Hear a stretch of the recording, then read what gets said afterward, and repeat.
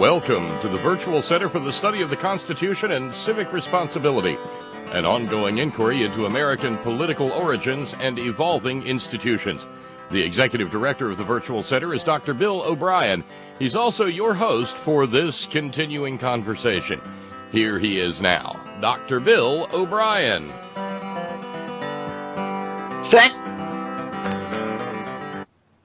Thank you, Bob Kincaid, and welcome to a Monday edition of the Virtual Center for the Study of the Constitution and Civic Responsibility. Today is the 23rd day of October in the year 2017. We are live. It is a pleasure to be with you on this Monday, the start of a new week. I hope that everybody's weekend was enjoyable, pleasant. I know that the weather throughout most of the country has been spectacular. It's changing today. It's changing as we speak. We're getting the change here with the high winds and the rain and that kind of thing. And apparently it's going to blow in much colder than it has been. I think summer is finally over as we move towards the last week in October, pretty much. The end of October is a week from tomorrow, a week from Tuesday. But anyway, welcome to today's program. It is a pleasure to be with you. A pleasure to be with you live once again, and I thank you for the opportunity. We would love to hear from you if you are so inclined to call in and share your thoughts with us, not just with me, but with our other listeners as well. We would love to hear from you. The way that you can get directly on the air is to call in on Bob Kincaid Horn on Skype, and that will get you into the studio, and that you will be on the air with us. If you'd like to share your thoughts with me in an email, and you trust me to get your thoughts on the air for you, I'd be very glad to, more than willing to do that. My email address is waobrien906 @gmail.com. That's waobrien, OBRIEN 906 @gmail.com, and that's all one word, lowercase, waobrien 906. No punctuation or spaces or anything. Also, I encourage you to take a look at our Facebook page. If you are a regular user of Facebook, you know how easy it is. You just dial in facebook.com, type it in on your browser. That will take you to the homepage for Facebook, and at the top there is a search box. And if you type in the Virtual Center for the Study of the Constitution, you will be into our Facebook page, our Virtual Center Facebook page. And there are some postings on there that I hope you will appreciate and enjoy. I hope you do. I might share with you the fact that I put a couple of postings on there this morning, both of them related to the class I'm teaching, and it's flagged that way because the first line in it is History 152 WVU Tech, and that is an indication that the particular documents on there are related to the class that I'm teaching. But there are some other postings on there that I put links to articles and various other things, and I do encourage you to take a look at our Facebook page, and I'll share some of the most recent postings with you, perhaps in our program tomorrow. I hope that you are doing well. It's been a while since we've been together. I was not able to do a program this past Wednesday, so the last time we got together live was a week ago tomorrow, last Tuesday. And of course, what that means is that the entire scenario of the controversy that has seemingly taken the media by storm is the controversy over President Trump's telephone call to the widow of the fallen soldier in Niger, and the public reports of that call from a congresswoman from Florida who was sitting in the car at the time that the call came through. And according to the reports that she made public, and this is all old news now, I know, she basically made the comment that the president's comments to the widow were very, very insensitive. and that they actually made her cry. And also the fact that the widow herself made the comment later that the president didn't seem to be able to remember the name of her husband. President Trump, in a tweet this morning, denies that. The widow, Mrs. Johnson, appeared with George Stephanopoulos in this morning's Good Morning America, and basically reiterated, her reaction to this conversation. And when George Stephanopoulos asked her if she had anything she wanted to say to the president, she declined to speak to him at all and said, "I don't have anything to say to him." So the whole country, and I think this is the point, the reason I raise it here at the Virtual Center, the whole country is absolutely taken with this controversy. And now we're beginning to see a number of people, John McCain being one, of course, one of the more outspoken opponents of this whole conversation, and his idea that the death of a fallen soldier and the very, very difficult, uncomfortable call to the widow of the fallen is not something that ought to be the basis for a national political conversation. It shouldn't have become a political issue. And so that consequently that has led to a lot of finger pointing as to whose responsibility is this. Whether it's the president's, whether it's the congresswoman sitting in the car, and of course, as a friend of the family, the fact that she would be with the widow at the time the call came it seems to me very, very understandable, since she was a longtime friend of the family. But my initial reaction was to raise questions about whether, in fact, she should have shared anything in public with the president's call. That in a sense, this was a very, very private moment, and it's obviously, and I'm kind of speaking in defense of the president here, because I more than once have put myself into this position, and speculated to myself, how would I handle that? It's a very, very difficult call to make. And obviously, there's no question as we go on, there's no question that the president undoubtedly mishandled the call, and did indeed come across as insensitive when he made the comment that the soldier in question, LaDavid Edwards, knew what he was getting in for when he signed up for the military. And then, according to the reports, the president's next comment was, "But I guess it still hurts anyway." And Mrs. Johnson apparently felt that, at least that's the reported, comment from the president. And the congresswoman reported that the widow was very upset by that and cried and thought it was very insensitive, and was upset because the president couldn't remember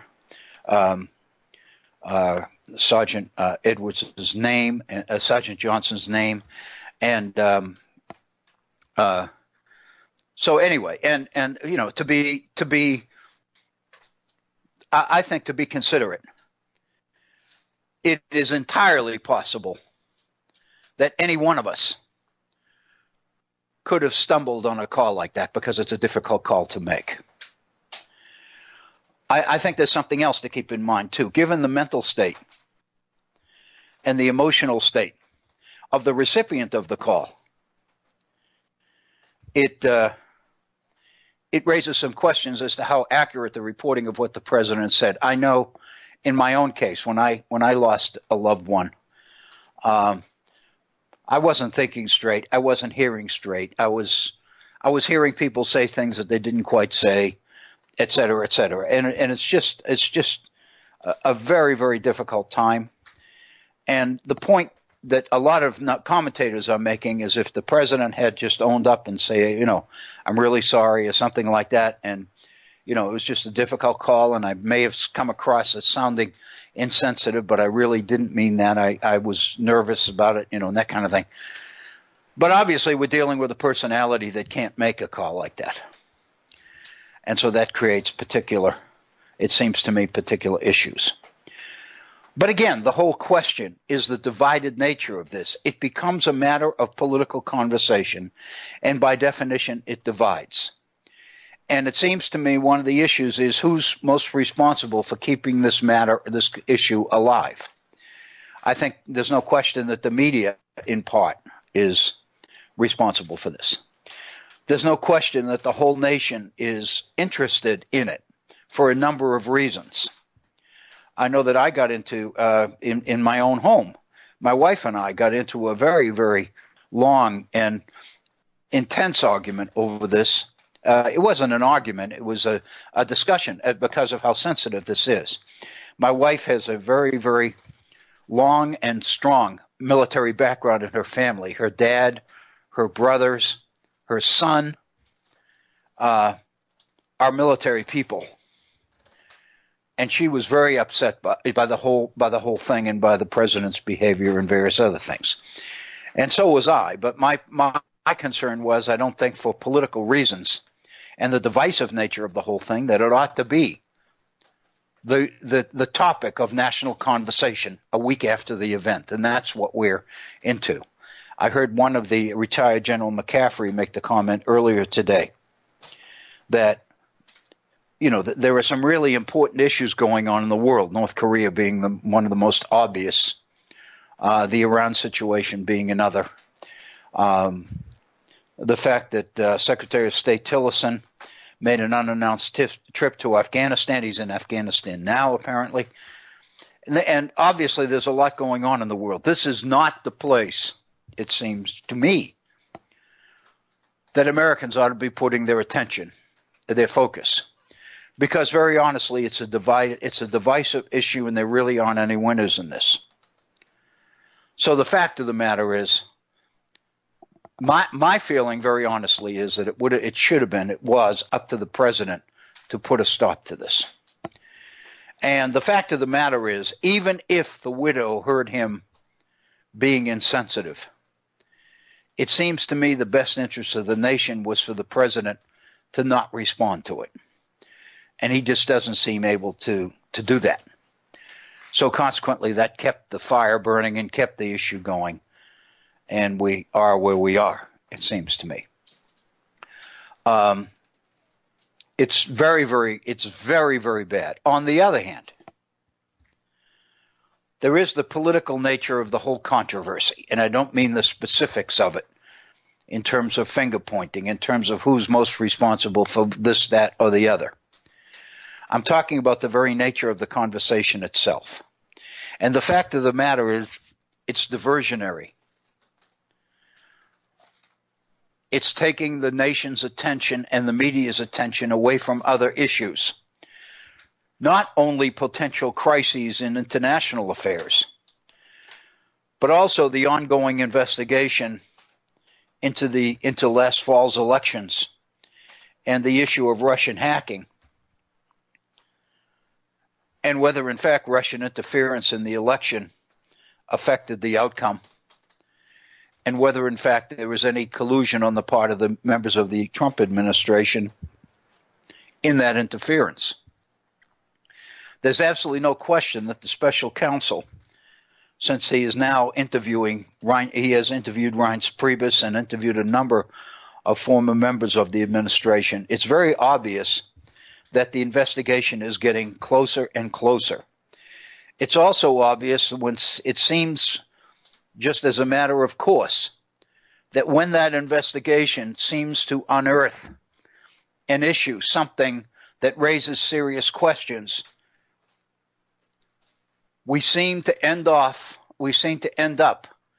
in a discussion, a national discussion on an issue totally unrelated to it. And there's no question, I think many people have commented on the degree to which the president is a master at access to the media and his use of Twitter to raise controversial issues and divert the attention of the nation from one issue into another issue. And so the fact of the matter is, the issues around which most of the conversation is happening may not really be the real issues at all. this could all be an intentional political distraction. It sounds unbelievable to say that, but I believe it's true. And I think all of us need to think very, very seriously about it. It's a very, very unfortunate situation. Very unfortunate. It was preceded, of course, by the controversy surrounding the protests begun by Colin Kaepernick and the NFL's, the number of people taking a knee, so-called, during the national anthem. And it seems like up until about a week ago, that was the focus of attention. Now this. And yet the fact of the matter is, in the background, this investigation into Russian collusion or Russian interference in the election is going on, and the interviews seem to be happening with some of the more prominent people in the administration. It seems like the investigation seems to be honing in. And it just seems to lead to one diversionary tactic after the other. So the question, I think, needs to be raised. We just need to continue to keep thinking about this. It's an unbelievable issue. It's a very, very difficult one. I mention it. We haven't been together. I had a number of things that I was prepared to get into last week, and we didn't have the program on Wednesday, on the NFL protest and the idea of taking a knee and the idea of the national anthem. And, you know, we talked, if you recall, a couple of weeks ago about the infamous, the so-called, or the infamous fifth stanza of the national anthem, written by Oliver Wendell Holmes Sr., which was written at the time of the Civil War and seemingly contradicts the focus and the intent of the author of the national anthem, and seems to really challenge the common approach to the essence of the meaning of the national anthem. As many of you are aware, the president was very, very adamant in his position that this ought to be required. One of the things that I wanted to comment on last week on this issue was the fact that when the owners of the National Football League met with the commissioner early last week, there was some suggestion that the league might adopt some sort of requirement that players must stand and honor the flag during the national anthem. And that didn't happen. They met for several hours. But when the meeting adjourned, no such policy had been adopted.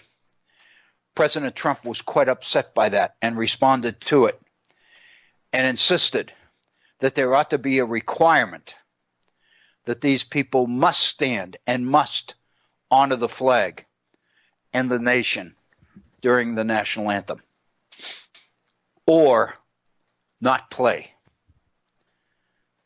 And so that issue stood, and then now this issue with the grieving parents has come up. And of course, the issue that is beginning to pick up some steam are the investigations surrounding the mission of these people in Niger in the first place. Several members of Congress had no idea that we had military over there. The fact of the matter is there are a number of military in Africa. There's an awful lot going on internationally that the American people really don't know a whole lot about. And to be very honest with you, there's some question as to, in fact, there are that many people that even want to know these kinds of issues. So there's a lot going on, and I think all of us are caught up in this. I know I am, and I trust that many of you are as well. There was an article that appeared in the New York Times a few days ago. I wanted to bring it to your attention. It's dated October 20th. Today, obviously, is the Monday the 23rd. So this particular article would have been last Friday, October 20th. The author of this article in the New York Times, this op-ed piece, is Bret Stephens. Bret Stephens is a relatively new op-ed writer for the New York Times. He's a regular columnist.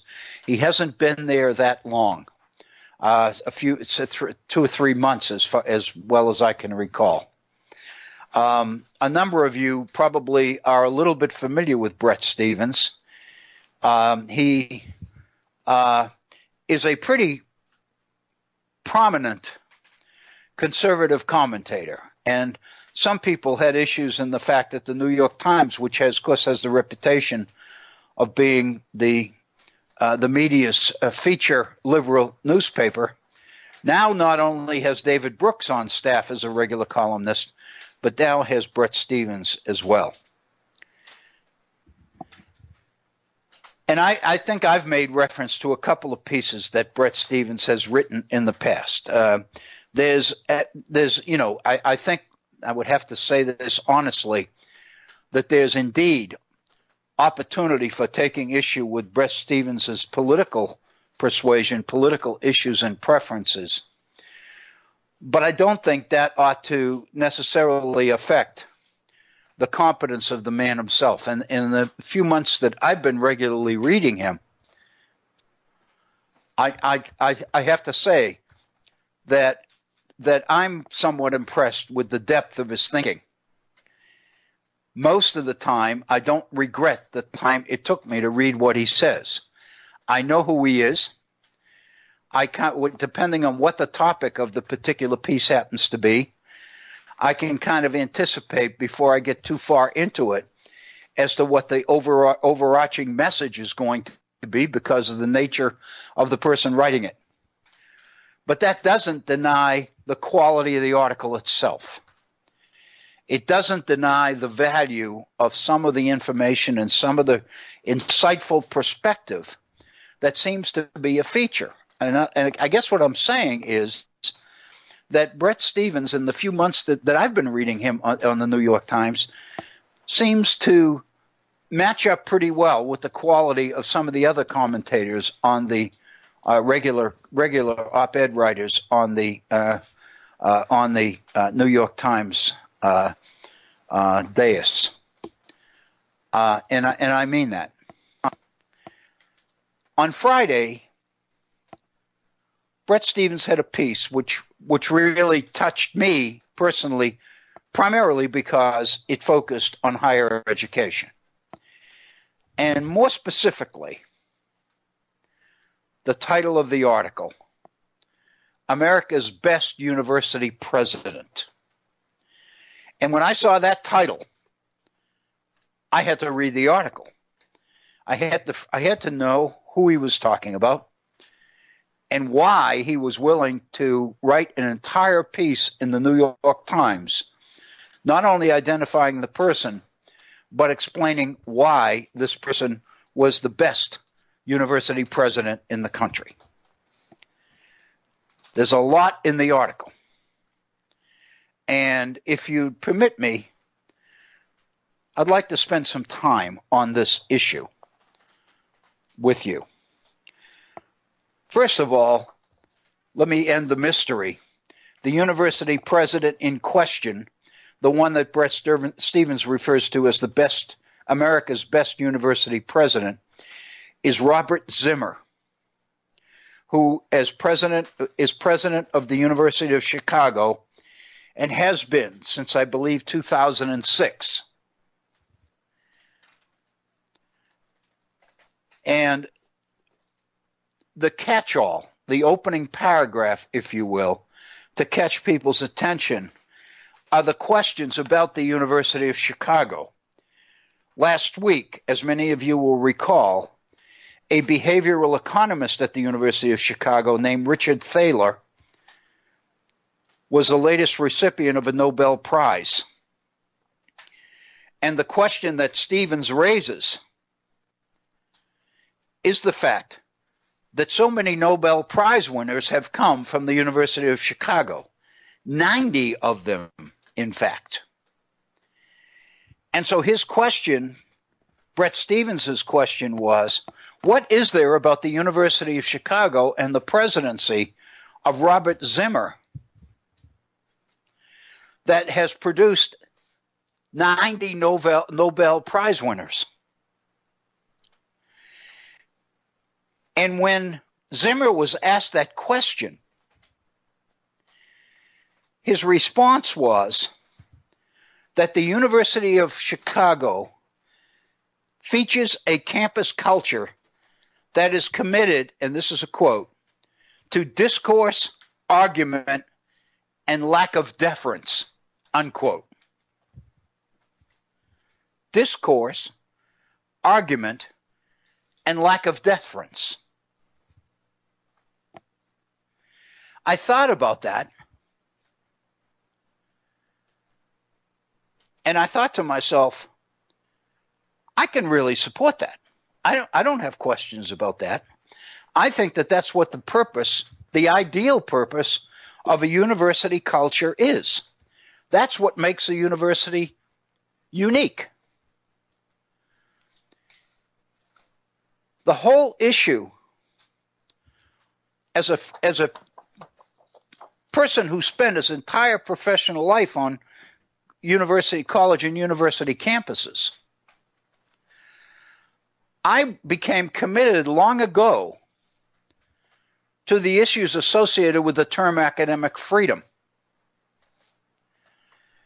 Long ago, I came to respect the university culture, a place that was out of the mainstream, the political mainstream, a place where people could actually and honestly exchange ideas, disagree, communicate, negotiate, deliberate. It seemed to me a very valuable and important thing to maintain in a culture, in a society which is committed to the principles of the First Amendment. The ideas of religious freedom, freedom of speech, freedom of press, freedom of assembly. I felt that the university had a major contribution to make to that kind of a national culture. I did many years ago, and nothing that I encountered through my university experience, my professional experience, changed my mind. So up to this point, I was very comfortable with what Bret Stephens was saying, although I'm not that familiar with Robert Zimmer, the president of the University of Chicago. I don't have anything to go on except what Bret Stephens is telling me. But if he tells me that that campus culture is committed to discourse, argument, and lack of deference,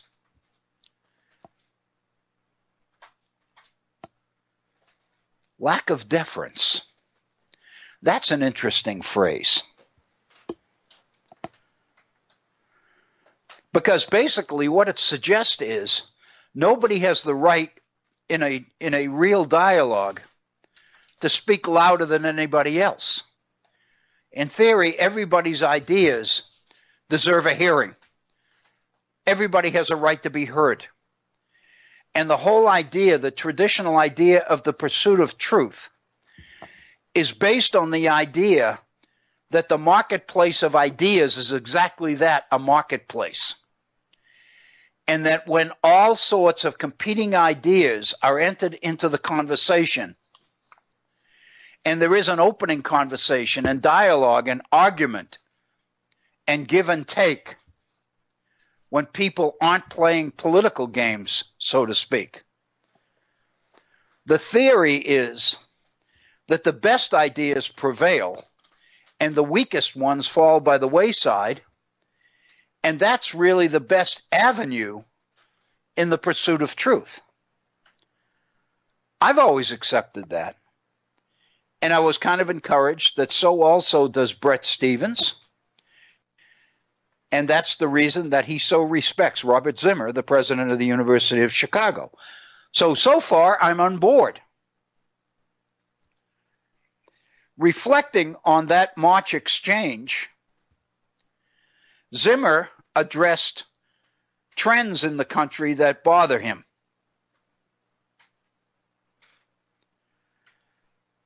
And that is that many of the strengths of this university culture, which have characterized the university campus in America for so long, suddenly seem to be heading in the opposite direction. And he points out that in higher education in China, they have made great strides to inject more argumentation and more challenge into their educational system. In other words, China has made huge steps toward embracing and adopting some of the features of our university culture, at the same time that we seem to be headed in the other direction. So this, to me, is Zimmer raising a flag about problems, educational, academic problems in our university culture. It's a culture that I just left. It's a culture that I'm very familiar with and committed to. It's a culture that I also have had concerns about. I've been reading, like many of you, I'm sure, about this idea of providing what are called safe places or safe rooms on campus. Places where students could go in pursuit of a little quiet time when forced to confront ideas and issues that they find personally discomforting, personally uncomfortable, or ideas that they find violates particular beliefs or feelings that they have.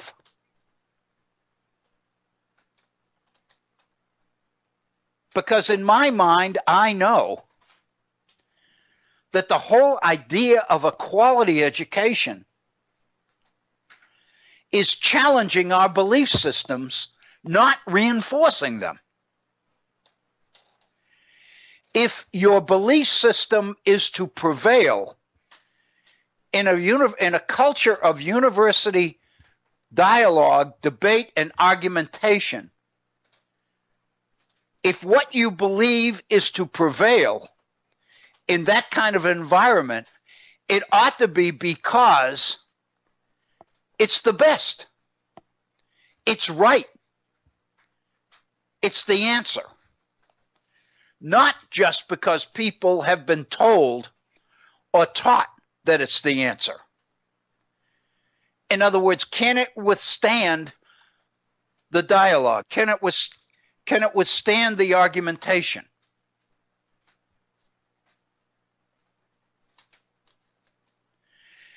And those are the kinds of questions that, it seems to me, enter into this discussion.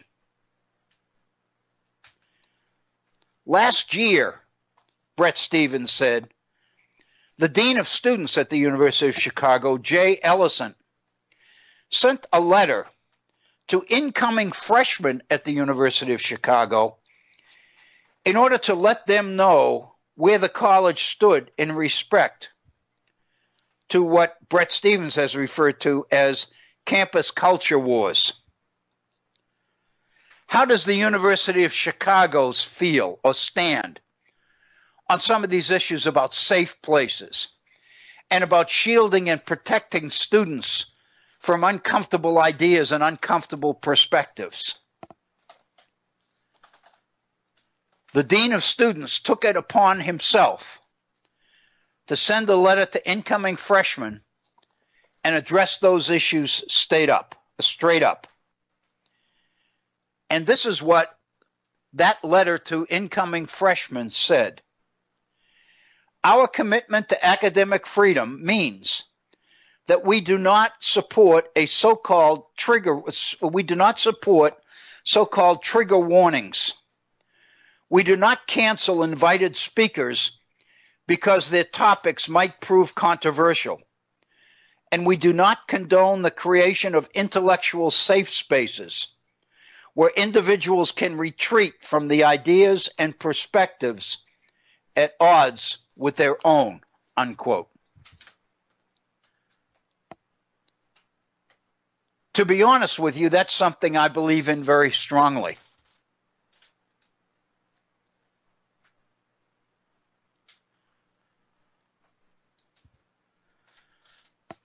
I think a university campus is a place where not only controversial, but the difficult issues need to be confronted and need to be aired and need to be challenged.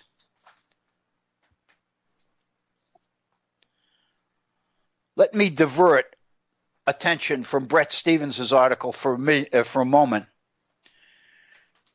and get into a little bit of my own personal circumstances and situations on this issue.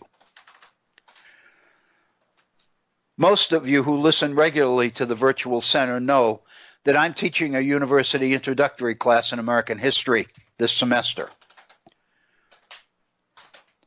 There are 85 students on my roll, my class roll.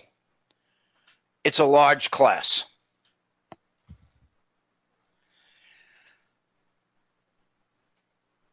I'm very comfortable with it. But the fact of the matter is I'm also aware that in the first couple of years that I was teaching at the college and university level, I would have been extremely intimidated by a class that size. I would have been intimidated by going in 3 times a week at 8 o'clock in the morning and speaking for an hour to an audience that big.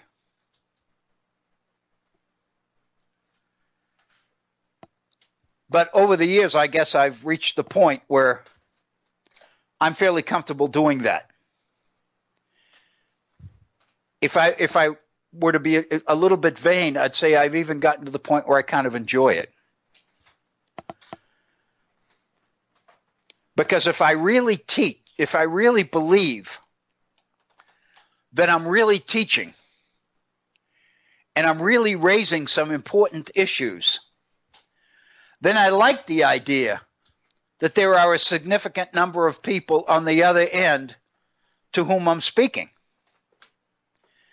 If I'm going to do it, I just assume that I do it for a larger group rather than a smaller group, if that makes sense. So while there are real problems with a class this size, there are also advantages. And I go back and forth depending on what's going on in the particular class, from one of those positions to the other. Sometimes I find the size of the class a problem, especially when I'm grading. But on the other hand, when we're into some real controversial issues, I get really into it. I get excited because I really feel that this is a tremendous opportunity for me to introduce students. This is a freshman class for the most part.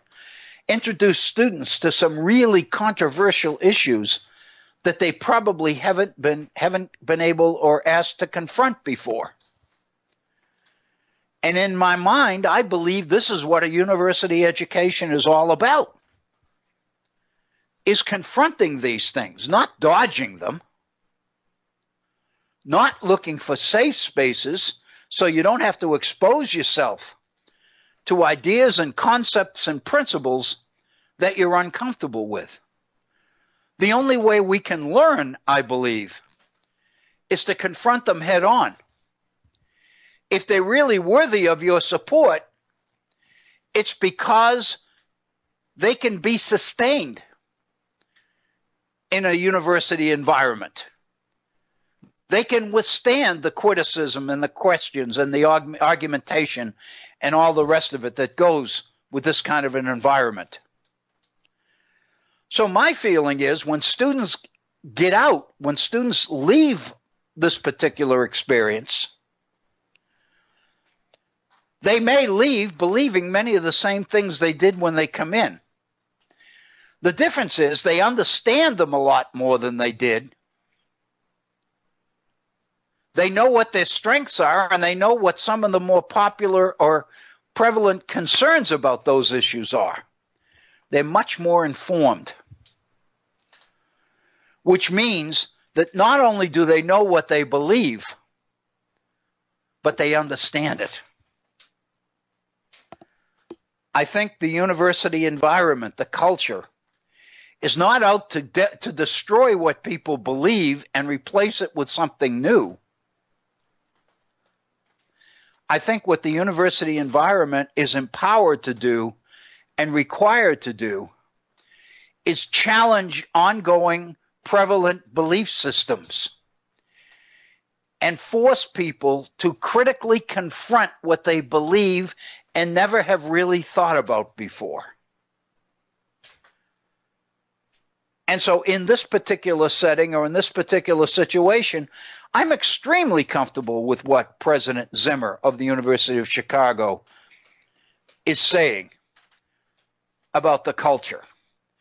And the letter that the Dean of Students sent to incoming freshmen, admitting straight up, before they even get there, that the University of Chicago believes in confronting issues, not dodging them. Back to my own situation. Last Friday in class, we were into the administration of Thomas Jefferson. And one of the things I felt I was absolutely required to do was introduce students to the personality, to the character of Thomas Jefferson, to the complexity of the man, to the depth and breadth of the man's mind. Thomas Jefferson was much more than the author of the Declaration of Independence. He was more than the principal mover in the establishment of the University of Virginia in Charlottesville.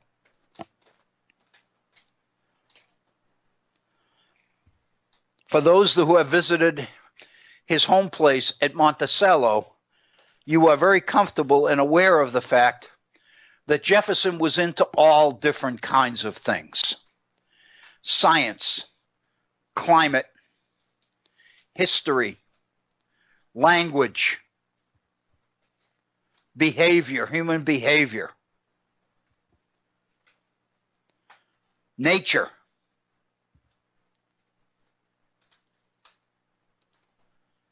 And he brought all of it into the political realm once he made the decision to enter it.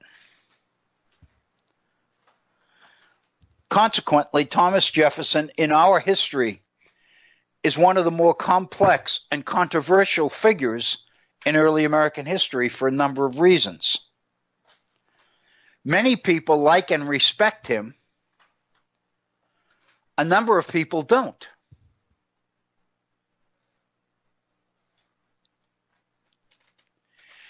One of the reasons why is Jefferson's position on slavery.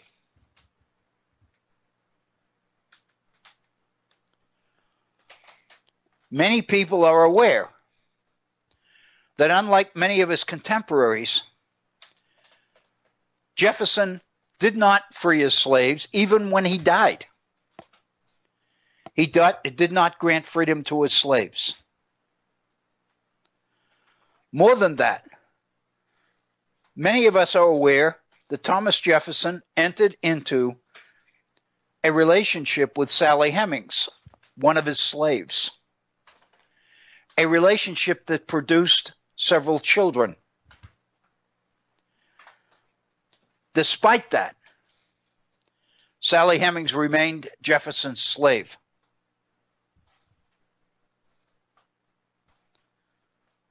he was never willing to grant her freedom. Consequently, many people are very critical of Jefferson for what they believe is his hypocrisy in the wording of the Declaration of Independence at the same time that he supports and endorses slavery. And the more you get into this topic with Jefferson, the more you begin to appreciate how conflicted he was over it. At the same time he practiced it, he hated it. Many people know, we've talked about it here on the Virtual Center in the past, Jefferson's original draft of the Declaration of Independence, which is available online. If you go to your browser or go to Google, just type in Jefferson's initial draft, Declaration of Independence, and you'll find it. And you'll find that there are substantial differences between it and the final product, the Declaration of Independence as we know it. And one of the major differences is the length. The Declaration of Independence, as Jefferson initially drafted it, is substantially longer than the final product. Specifically, Jefferson has very extended sections on the evils of the slave trade. One of the major criticisms of the mother country that Jefferson addresses in his first draft of the Declaration of Independence is the slave trade. He's very pointed in his criticism of the mother country for subjecting the colony, subjecting the colonies, the South mostly, to the slave trade. If Britain hadn't introduced the slave trade, then Americans wouldn't find themselves confronted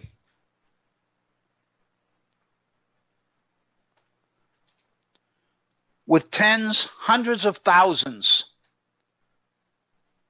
of blacks brought to this country against their will. Blacks who are here because we made them come here.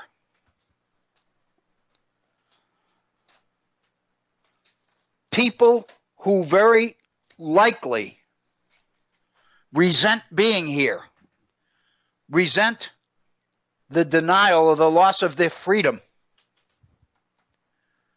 and would seek revenge. And Jefferson's conclusion was that the slave issue is likely to tear the nation apart. At one point, Jefferson makes the comment that if indeed there is a creator, and if indeed that creator is insistent on establishing justice, then we're in trouble for what we are doing, what we've done. And in his initial draft of the Declaration, he blamed Britain and the British merchants for that. But as we know, Southern representatives in Congress, in the Continental Congress, threatened to not support independence unless Jefferson removed that offensive language about slavery and the slave trade from the Declaration. They wouldn't endorse the Declaration with that slave stuff in it. And Jefferson was forced to remove it and make other changes as well. I think in the movie 1776, there's some reference in there to the fact that Jefferson was required to make in excess of 80 changes, many of the minor, some of the major, to the Declaration. And the fact that history tells us that Jefferson actually believed the Declaration, as finally adopted, failed because it didn't say what he felt it needed to say. He had been forced to make so many changes for political reasons that he felt that the effectiveness and the honesty and the sincerity of the message in the Declaration of Independence had been lost. And so he felt that rather than this document being one of his greatest achievements, he believed initially that he had failed because there were so many changes required to get it through.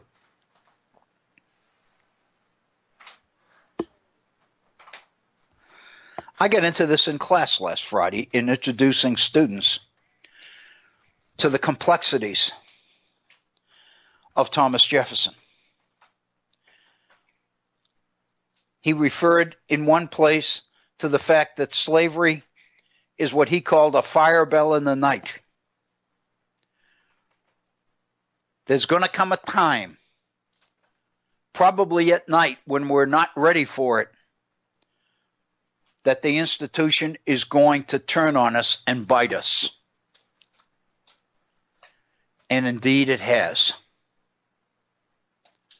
There's no question that the racial problems in this country, even though many of us like to believe with the Supreme Court decisions in the late 20th century, the integration of schools, the integration of neighborhoods, and all the rest of it, that racial discrimination and racial injustice in American society has become a thing of the past. But the fact of the matter is, as we know, it hasn't. We also know that it's a subject that is so controversial, so hot, if you will, that the conversation that needs to be held on race has yet to be held.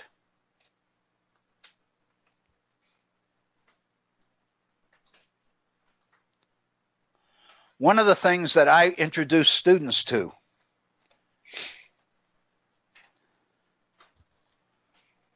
is Jefferson's controversy with the world's most noted naturalist of the 18th century,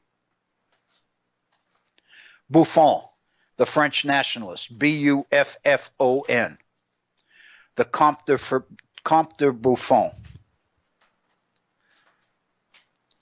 He was an official in the French administration. He was appointed by King Louis to head up the French Museum of Natural History in Paris.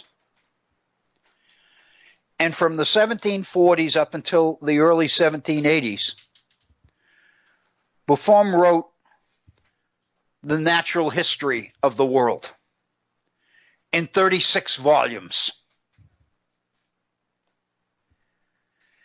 And one of the issues that he addressed very pointedly was the Western Hemisphere, the potential of America, the potential of the continents in the Western Hemisphere.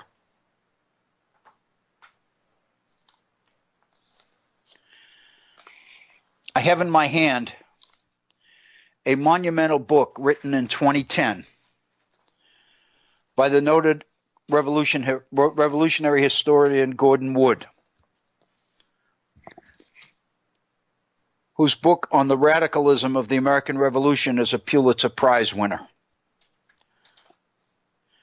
The title of this book on Jefferson is Empire of Liberty, and it ties into Jefferson's idea of national expansion, the whole idea of expanding the republic, and at the same time doing it in ways which preserve the spirit and the stability of American society.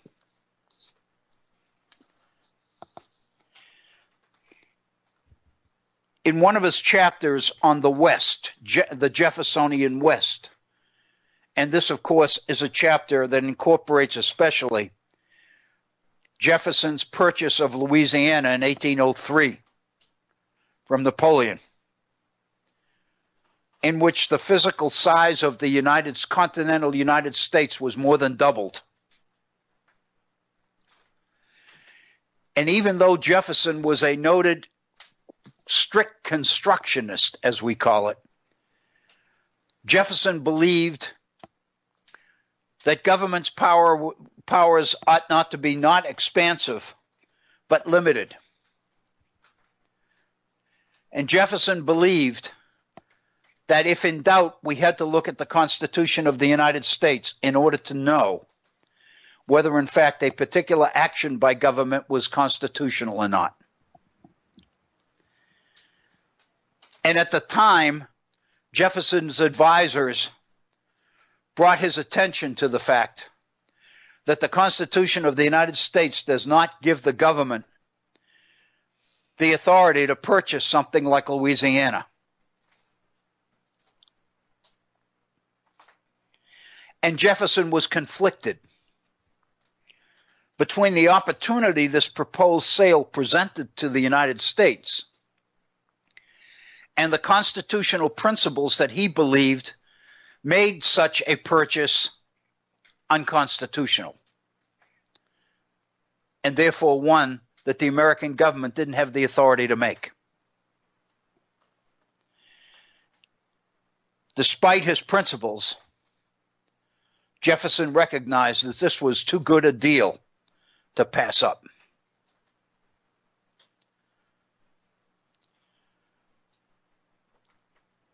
And that more than doubled the size of the continental United States. And it's in the course of the Louisiana Purchase that Jefferson makes the decision to launch the expedition of Lewis and Clark, who are given the responsibility of traveling and investigating this new American territory, finding out what's there, finding out what we've got, and what the full potential of this meant. The Lewis and Clark expedition is in all the textbooks. Most students have heard of it. They know what it is.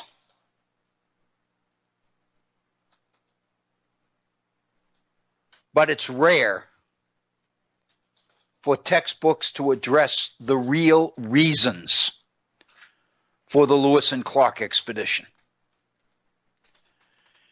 And it gets into some of the things that I was referring to earlier about race. And this came up in my class last Friday. I felt absolutely required to address the same issue again this morning in class, and to use it as an opportunity, a teaching opportunity. And it's that teaching opportunity that I want to make the focus of today's program here at the Virtual Center. I think we've just about reached the top of our first hour. So I'm going to pause and we're going to take our 5-minute break as we usually do on Mondays and Wednesdays. I think it's an opportunity for all of us to stretch our legs and get a glass of water, a Coke, cup of coffee, whatever. And we'll be right back. Short break, 5 minutes at the most. And I know Bob and Agnes in the studios have probably undoubtedly selected some musical for us during this interlude. So please stay with us. You're listening to the Virtual Center for the Study of the Constitution and Civic Responsibility. We're going to pause for a 4 or 5 minute break, and then we'll be right back with our second hour. Please stay with us. It won't be long. Thank you. Welcome to the second hour of the Virtual Center for the Study of the Constitution and Civic Responsibility. I want to thank Bob and Agnes for the music, because I made a comment in a chat while the music was playing that the range of the variety of musical selections that they give us each day is I think incredible. I'm used to people that are into rock music or hard rock music or classical music or country music or whatever. But Bob and Agnes are people that are into music. We're kind of eclectic that way, Bill. And I really think that's become very clear over the months and years, and I appreciate the heck out of it. I don't have it. Thank you. And I'm just not that sensitive, but I really do appreciate those who are. So thank you for that. And welcome to the second hour of the Virtual Center for the Study of the Constitution and Civic Responsibility. If you're just joining us, we really welcome you. If you've been with us through the first hour, then you know that our conversation up to this point in time, and probably well into the second hour today, is going to be on education, more specifically on an article that appeared in Friday's New York Times by Bret Stephens on higher education. More specifically, the title of the article was America's Best University President, and the person identified is Robert Zimmer, who since 2006 has been president of the University of Chicago. And Bret Stephens gets into, in the course of the argument or the article, why he believes that the University of Chicago is the high-quality institution that it is. And I think it's also important to recognize that there are other universities, and I guess university presidents who are exceptional as well. Robert Zimmer clearly isn't the only one, but the point is we use that as a way to get into some of the specific reasons that Bret Stephens addresses. And my point is, not only am I very comfortable and familiar with these, but I support them. And as we get into this in our second hour, I expect that one of the things I'm going to have to point out is that it is not or does not come down to a political perspective issue totally. If I do have an issue with Bret Stephens,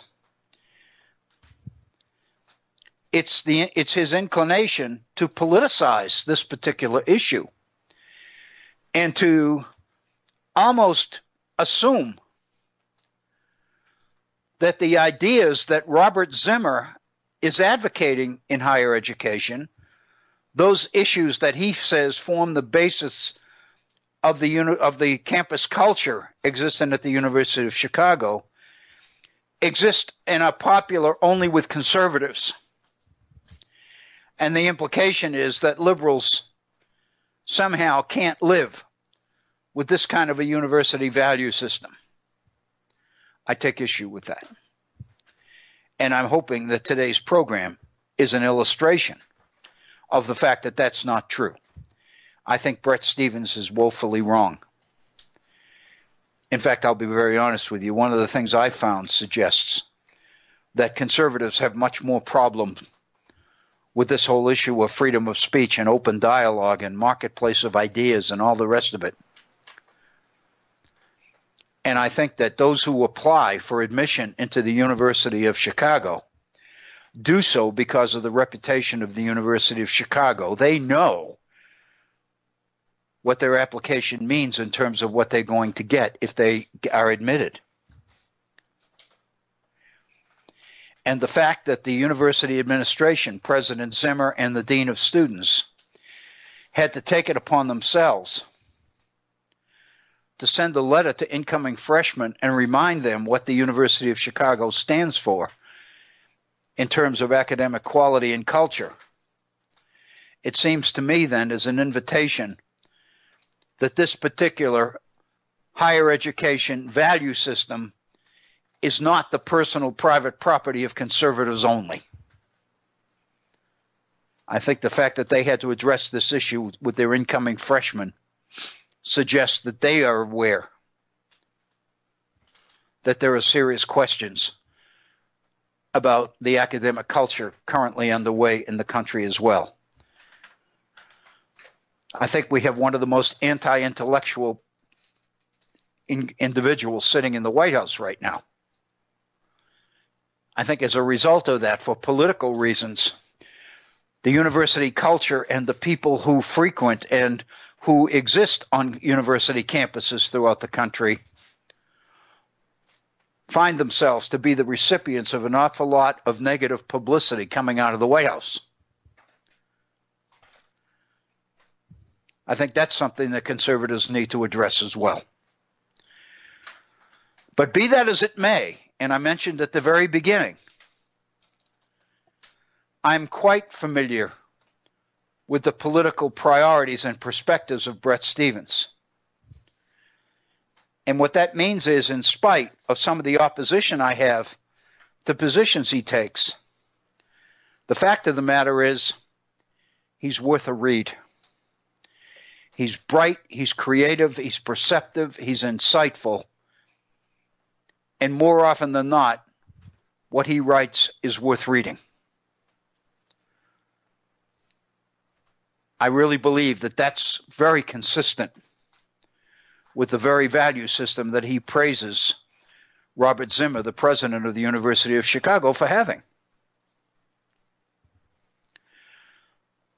Before we begin our second hour here, let me share with you the invitation, the often universally open invitation for you to pick up the phone and get on the air with us and share your thoughts and your ideas on some of these issues.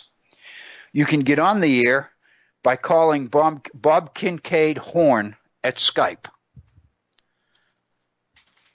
And if you do that, you will be into the studios.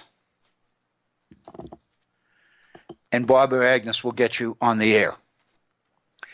If you'd like to put your considerations or concerns in an email and send them to me one-on-one, I'd be happy to air them for you.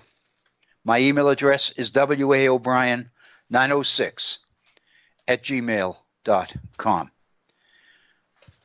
And then finally, there's our Facebook page. And there are a number of links on there. And I mentioned the 2 links that I put on this morning are specifically referenced to the class that I'm teaching, which is really the subject of today's program in a sense. But obviously that doesn't mean that people who aren't in that class can't read these postings. I think they're valuable documents. One of them is President James Madison's war message to Congress in December of 1811. And the other is a speech by Senator Grundy of Tennessee on the rationale for going to war with Great Britain in 1812. They're 2 documents that I anticipate covering with my students. I think they're valuable documents for what they say, and I hope that you will agree. They are not the complete documents, by the way. They are excerpts. And I'm the one that excerpted them. I read through the originals, and in order to try to keep them at a decent length. For one thing, you can't put postings on Facebook that are too long anyway. So I had to get it down to a manageable length in order to post it on the Facebook page, and I did that. I think I did so in a way which maintains the sense and the integrity of the document. At least that was my intent. I hope I was successful. We were talking about Thomas Jefferson, and we were talking about his presidency because that's the issue that came up in class. Comments that I had made to students on Friday about Thomas Jefferson and the degree to which he was conflicted over the issue of slavery. And I made the point to them, and I'll make the point here. I believe I made it before. That this is one of the things I find exhilarating about Jefferson, is that he is conflicted. He's not an easy read. He's not somebody who is easily pigeonholed into a particular political or ideological category. He's deep. He's inquisitive. He asks questions. He wants to know more. He changes his mind. He's perfectly willing on the issue of slavery to acknowledge the realities of the controversy. At the same time, he participates in that controversy itself. He owns slaves. He has a personal relationship with a slave that produces children. He hates slavery, principally because what the existence of the institution of slavery is doing to the nation. It's not consideration for the slave, the humanity of the slave, that drives Jefferson. It's the political realities of what the reality of the institution of slavery might do to the republic that eats away at him.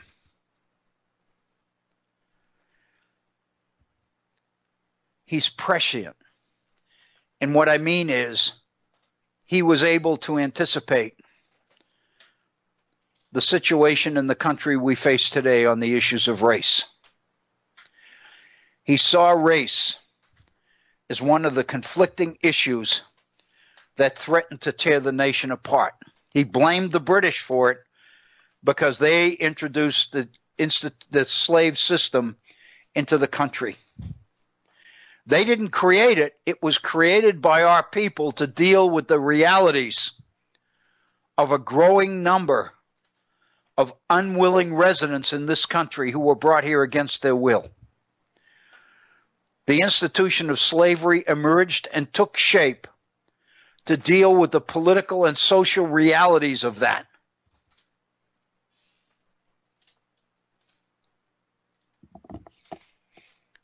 But I think all of it speaks to the depth and the complexity of Thomas Jefferson.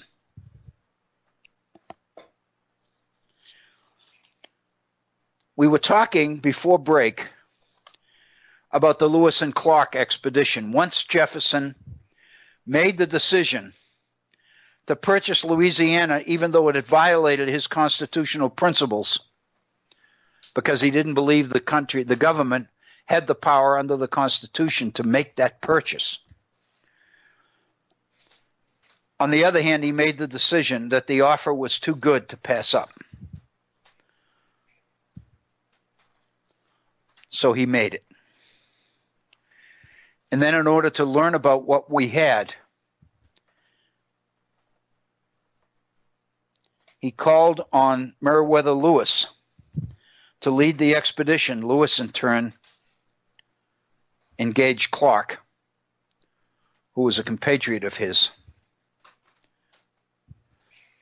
And in 1804, the Lewis and Clark expedition up into the Northwest Territory to the origins of the roots of the origin of the Mississippi River and the Missouri River and all the rest of it. We know all about that. That's in our history books. What's not is Jefferson's personal goals in the Lewis and Clark expedition. And it involves the French naturalist Buffon, B-U-F-F-O-N, Georges Louis Leclerc, Comte de Buffon.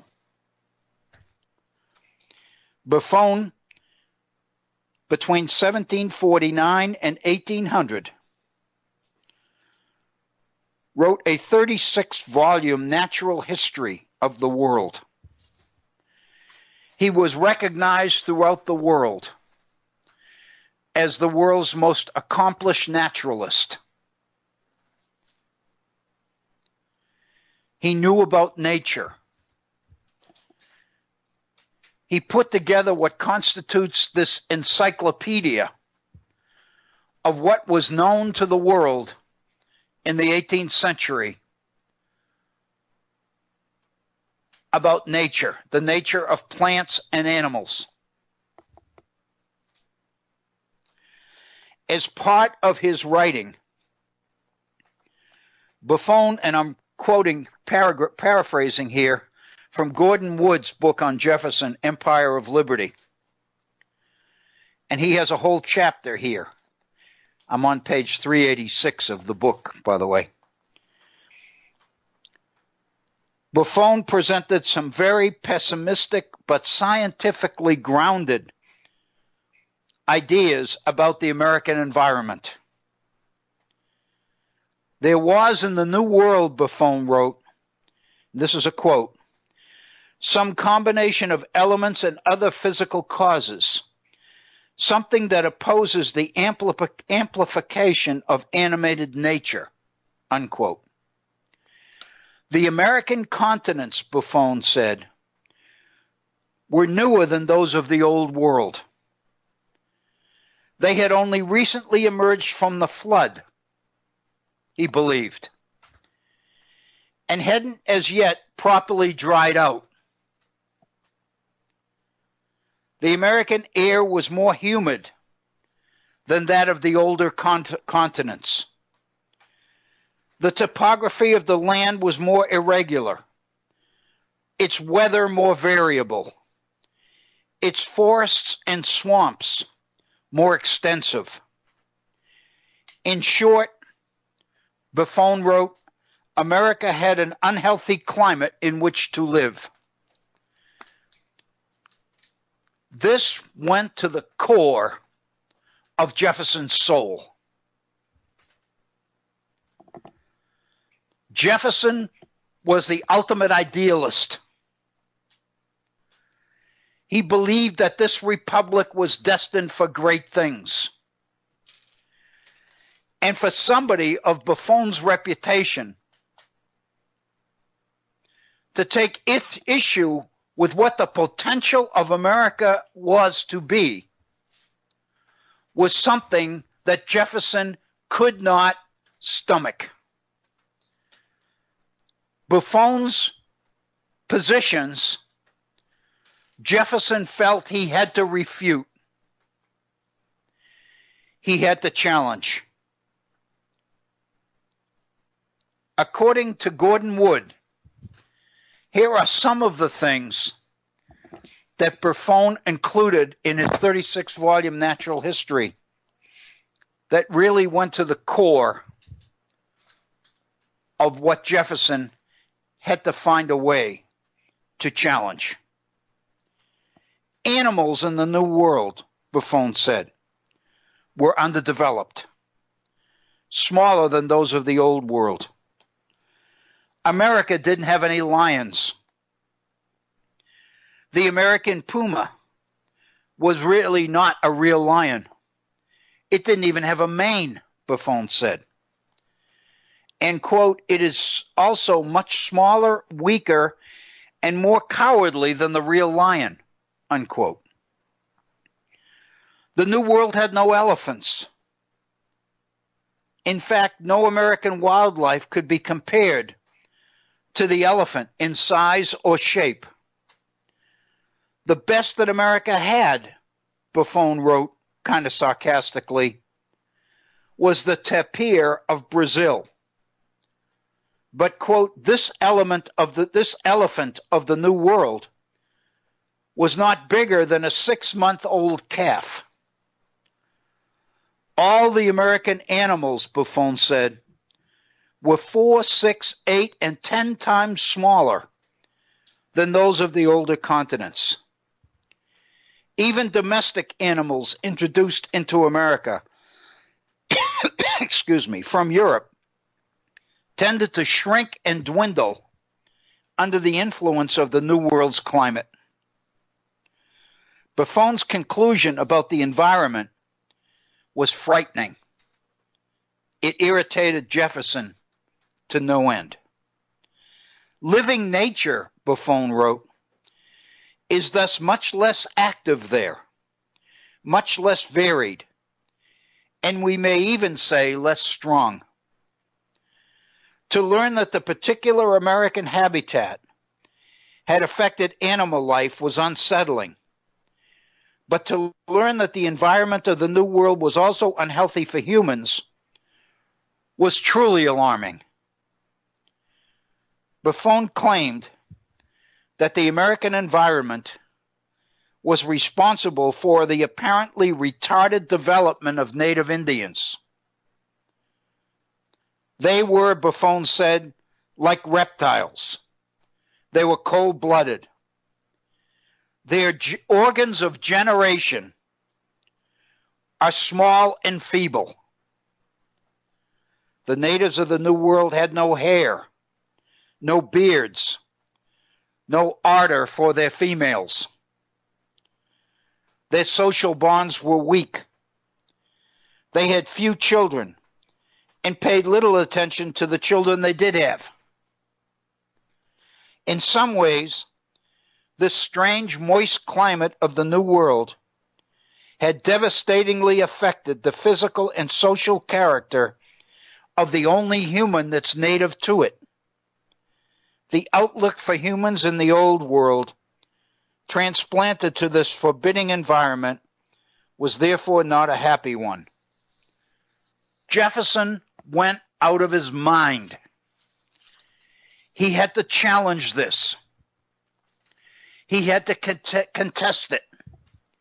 He had to prove Buffon was wrong. It's very interesting that when Jefferson wrote his Notes on the State of Virginia, the only book he ever wrote, and I don't know how many people know this, I didn't. I was not aware of this. Jefferson's Notes on the State of Virginia was first published in a French edition in 1785. The first American edition appeared in 1787. In other words, it appeared in French before it appeared in English. Jefferson's years in France gave him the command of the French language to the point that he was able to write his first book in French. The first American edition of the Notes on the State of Virginia appeared in 1787. Two more editions were published in 1800. 5 new ones in 1801. In this book, Jefferson systematically attempted to answer Buffon's theories. And in fact, he requested that one of the first copies of his book be delivered directly to the great naturalist. And this is significant. The parts of the book that today are often skipped or eliminated entirely in modern abbreviated, abridged editions of Jefferson's Notes on the State of Virginia, all the tables and statistics about animals that Jefferson compiled in his original book are precisely the parts that Jefferson believed was central to his work. What we have done to Jefferson's Notes on the State of Virginia is cut out the parts of it that were the reason he wrote it. All we kept in there was the political stuff, because all we cared about was politics and parties and Jefferson's political career and his political beliefs and his ideological beliefs. But what this man knew about nature, about animals, about plants, which was really the reason he wrote the book in the first place and dedicated one of the first copies of it to Buffon, has been eliminated from the abridged copies that we sell here in the United States.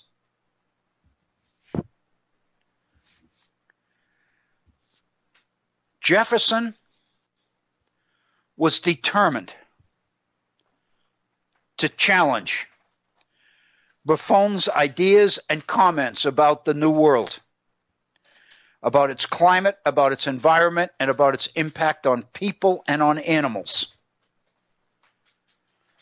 That's part of the reason he wanted to underwrite the Lewis and Clark expedition. Clark was someone he knew and worked well with. Consequently, Jefferson appointed him to head the expedition. But before the expedition actually began, Jefferson sent Lewis to university classes on nature and biology and climate and the environment. He wanted to make sure that Lewis was educated in what it was he was looking for. And he wanted Lewis and Clark to bring back samples of animals and plants they found, which gave some indication and proof that America's environment, America's climate, was not a negative one, but a positive one. And that the future of this country was positive, not negative.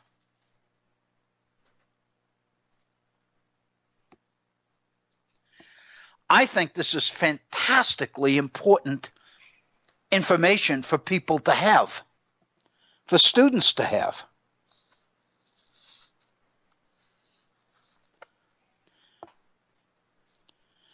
Side by side, in order of volume, Jefferson listed in his notes on the state of Virginia the animals of the Old World and the New World, accompanied by the weights of each in pounds and ounces. In almost every case, the American animal's bigger. If the European cow weighed 763 pounds, the American cow was 2,500 pounds. If the European bear weighed 153.7 pounds, the American bear weighed 410 pounds. Jefferson described the moose, the beaver, the weasel, the fox, found every one of them equaling or bettering their European counterparts. He got carried away with excitement and even brought in the prehistoric mammoth to offset the Old World elephant. This was what Jefferson's mission that produced Lewis and Clark was all about.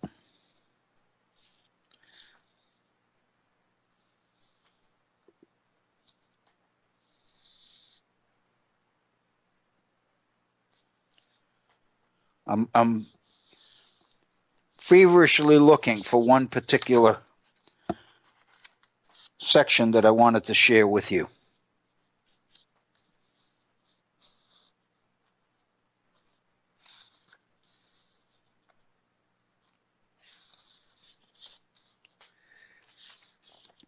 It deals specifically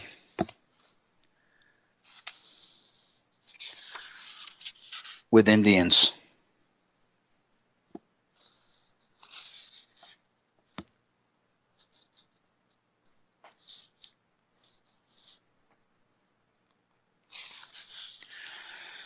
Jefferson believed that Indians, Native American Indians, rather than being retarded or inhibited in their growth by the climate, by the environment, was actually an opportunity to study the development of man through history. Jefferson believed that the Native American Indian was the closest thing we would ever come to the idea of the noble savage. The development of the human species at its earliest stages. Not only that, he believed that as the generations went by, India and the impact of climate in the New World, in this environment, in this hemisphere, worked its magic on the development of Indians. They would eventually cease to be Indians, and they would become just like us.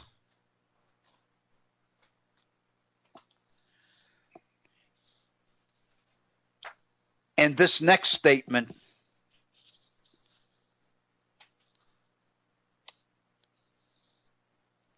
let me pause for a moment in that. In 1809, just before he left the presidency, Jefferson met with a delegation of Northwestern Indians. And he made the following statements in greeting them. We will never do an unjust act towards you. On the contrary, we wish you to live in peace, to increase in numbers, to learn to labor as we do, and furnish food for your ever-increasing numbers when the game shall have left you. We wish to see you possessed of property and protecting it by regular laws. In time you will be as we are. You will become one people with us. Your blood will mix with ours and will spread with ours over this great land. Jefferson believed that what we had in the Native American Indian was the opportunity to witness the development of human beings through history. As we watched Indians move from one stage of development to the next stage of development, supported and fed by their existence in this particular climate, in this particular environment. He believed that we could demonstrate the superiority of this climate in the Western Hemisphere by what happened to the Indians. He even went so far as to believe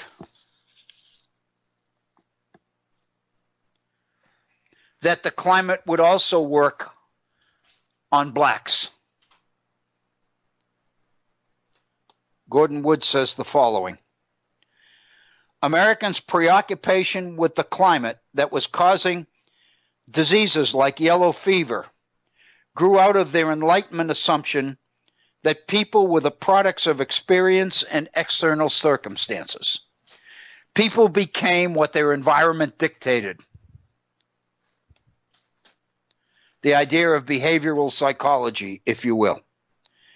Since, as most people believed, humans had all sprung from the same origin as recorded in Genesis, only the effects of the environment through time could account for the obvious differences among them. Skin color was explained in environmental terms.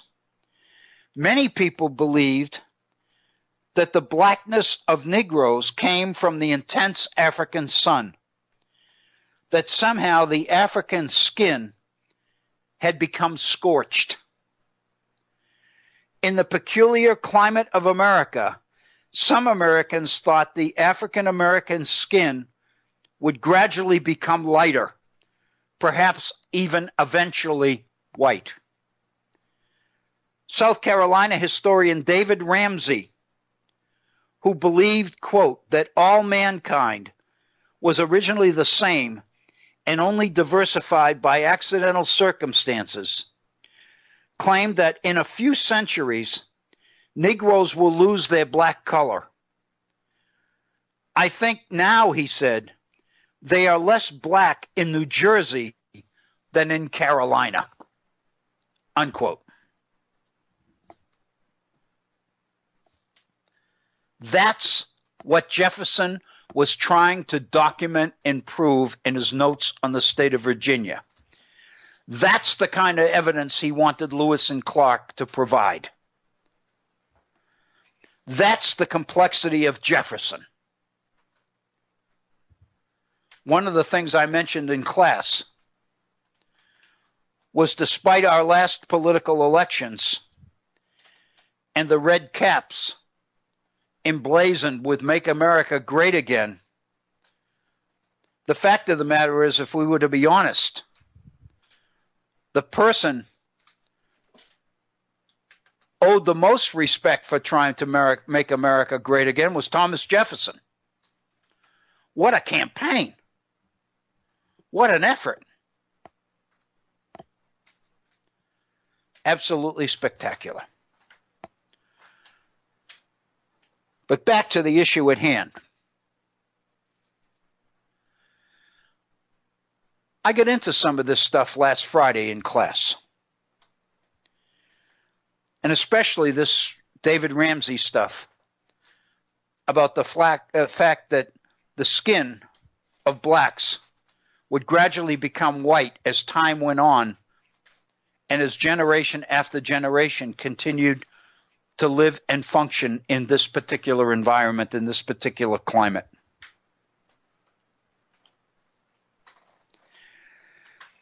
Maybe it's the size, and I mentioned this morning in class, because all weekend long it bothered me that I ended class with that.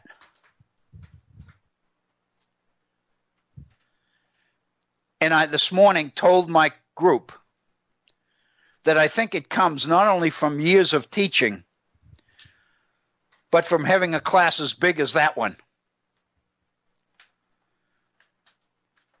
My goal was to end the class with something provocative, something to think about. So that's what I ended last Friday's class with. That's what I ended the week with. And then all weekend long, I thought about that. And I thought to myself, I can hear students walking down the hall after that class on Friday saying to each other, "Did you hear what he said?" And I thought very quickly of the political speech that Hillary Clinton delivered here in West Virginia prior to last fall's election to coal miners, when she talked about how so many coal miners were going to lose their jobs. And then she followed it up with an explanation that she knew that, her people knew that.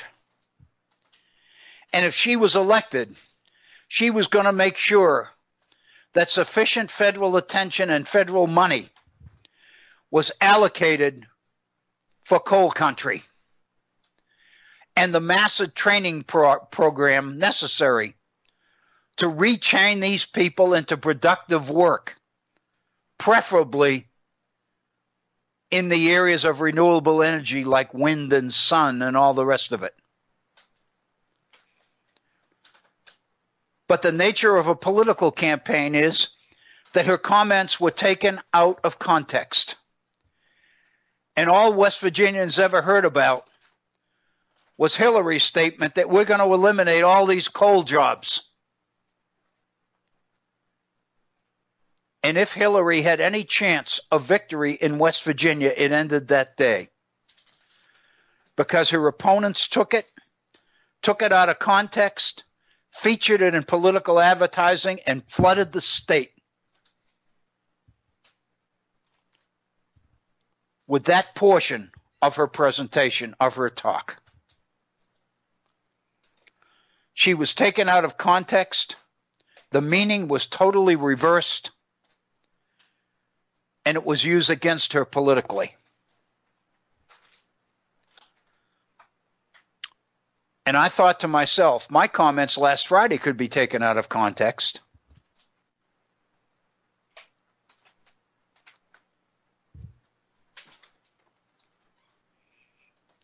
And Lord knows what I could be accused of saying in class.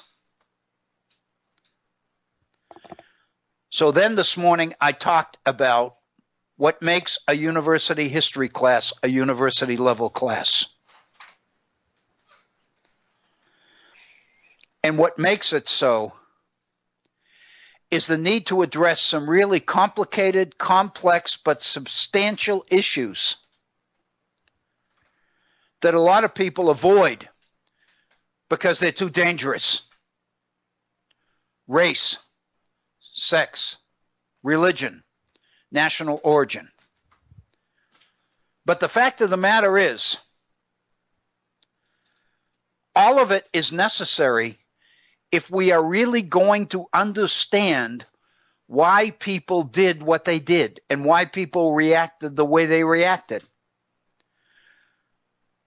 You can never understand that if you skip all the controversial stuff for fear that it'll be misinterpreted or taken out of context.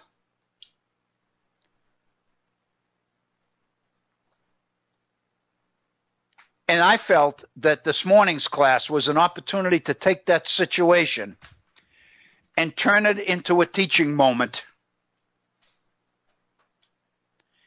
It's the same teaching moment that I think exists when we read Robert Zimmer's comments as expressed to us last Friday by Bret Stephens in the New York Times. The issue of free speech on our campuses and what it means to educational excellence.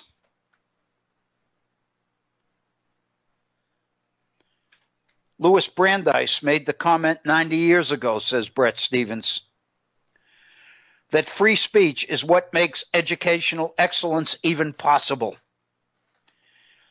This is a quote. It's the function of speech to free men from the bondage of irrational fears, unquote. But as Bret Stephens points out, part of that is also recognizing that the function of free speech is to allow people to say stupid things. Because through a process of questioning, challenge, and revision, they may even come to the point where they say smarter things. That's what the campus culture promises. That's why free speech exists on campus. However unpopular it might be, it's much worse to shield people from it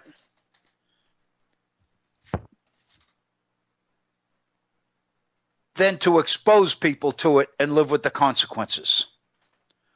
The consequences are educational excellence.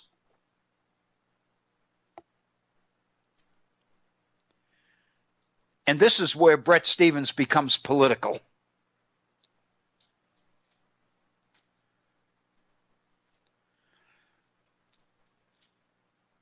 In a July speech, Zimmer addressed the notion that unrestricted free speech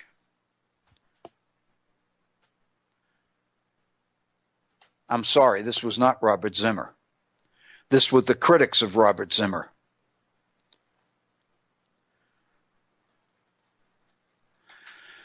Namely, that unrestricted free speech could set back the cause of inclusion because it risked upsetting members of the community. And Zimmer asks the question, inclusion in what? An inferior, less challenging education? One that fails to prepare students for the challenge of different ideas and the evaluation of their own assumptions? A world in which their feelings take precedence over other matters that need to be confronted. Basically, Zimmer's position is, and the reason Bret Stephens labels him as America's best university president, is because Zimmer is committed to the preservation of an environment which values free speech and the exchange of ideas, which is built on the premise that truth can only emerge from an operative marketplace of ideas. And to pre-censor or limit speech because it's unpopular or uncomfortable is to skew the results to the point that you deny students real educational opportunity.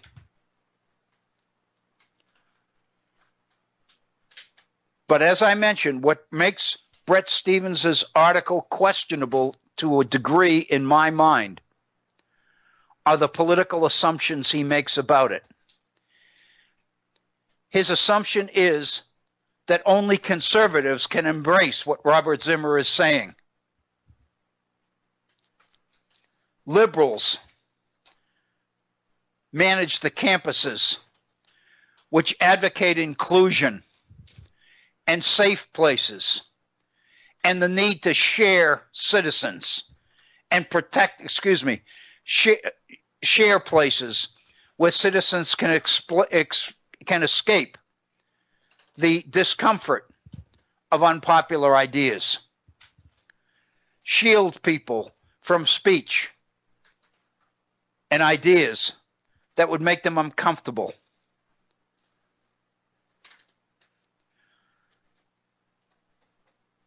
I can't help going back at this point to 1816.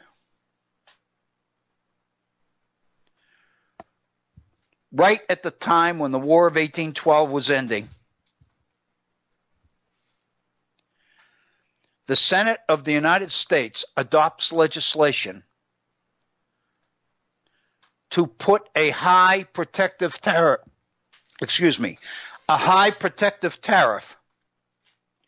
on foreign books coming into the country.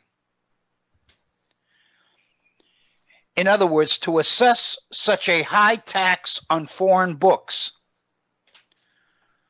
that people won't buy them because the price is too high.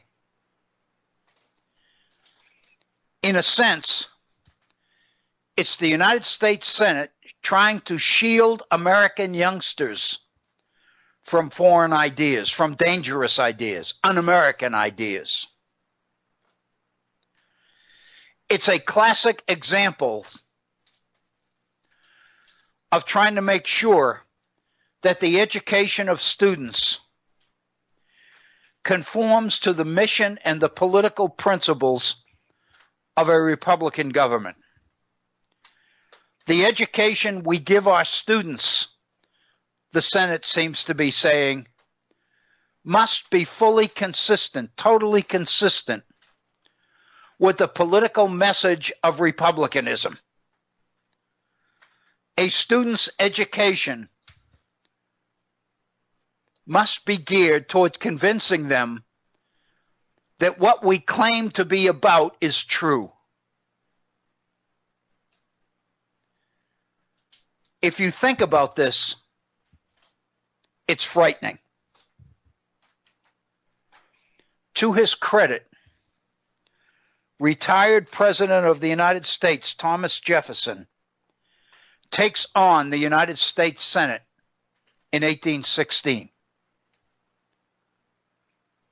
and talks about how horrendous this political effort to shield American youngsters from foreign ideas, how counterproductive it is to a quality education. Jefferson is right.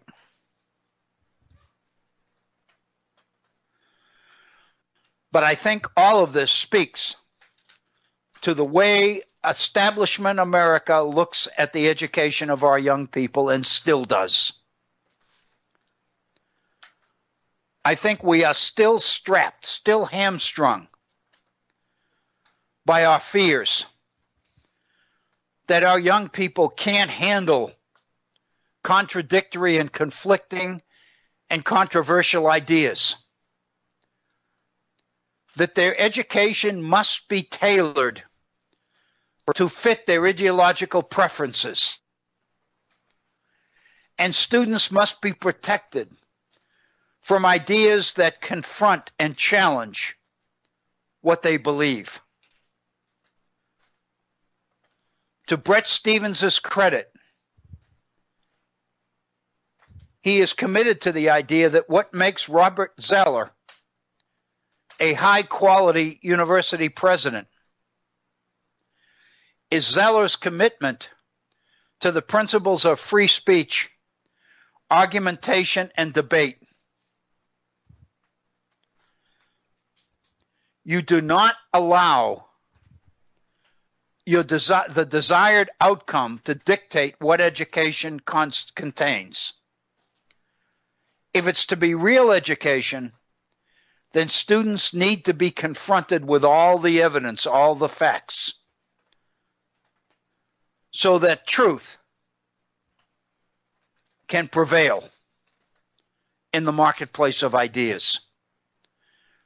That's the university culture in the abstract. That's the culture that has to happen.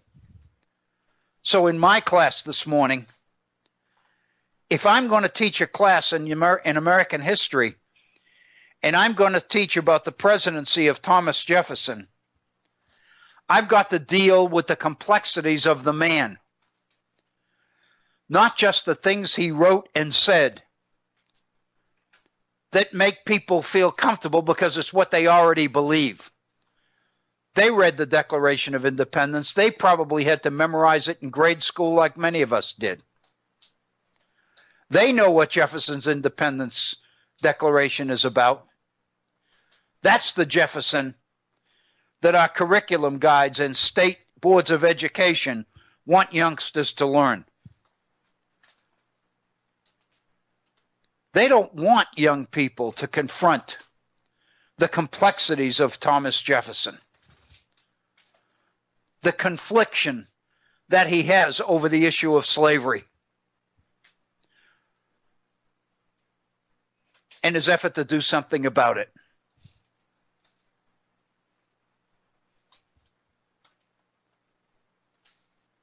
I think this is a very important article by Bret Stephens. I recommend it to you highly. Just go to the New York Times, type in archives in the search box. October 20th, 2017, Bret Stephens, America's best university president. And you'll have access to this article. I think you'll find it reading well worth your time. Speaking of time, we're just about out of it. I think we're 1 minute before the top of the hour. I didn't anticipate, very honestly, that I would be taking almost the entire program today talking about this article. But on the other hand, given the way I feel about education, I'm not totally surprised. But I didn't plan on it. I had a few other things that I wanted to share with you. But again, that's the value of a program like this. It gives us the opportunity to not allow time and calendar to dictate what we teach and what we talk about and what we do. So with that, I want to thank you for tuning into the Virtual Center today. I want to encourage you to be back with us tomorrow. Tomorrow is Tuesday. We'll be beginning our program 30 minutes later than today. Same time, same place. For Bob Kincaid and Agnes in the post at the Head On Radio Network, this is Bill O'Brien thanking you so very, very much. Have a wonderful day. Be kind to each other. And thank you.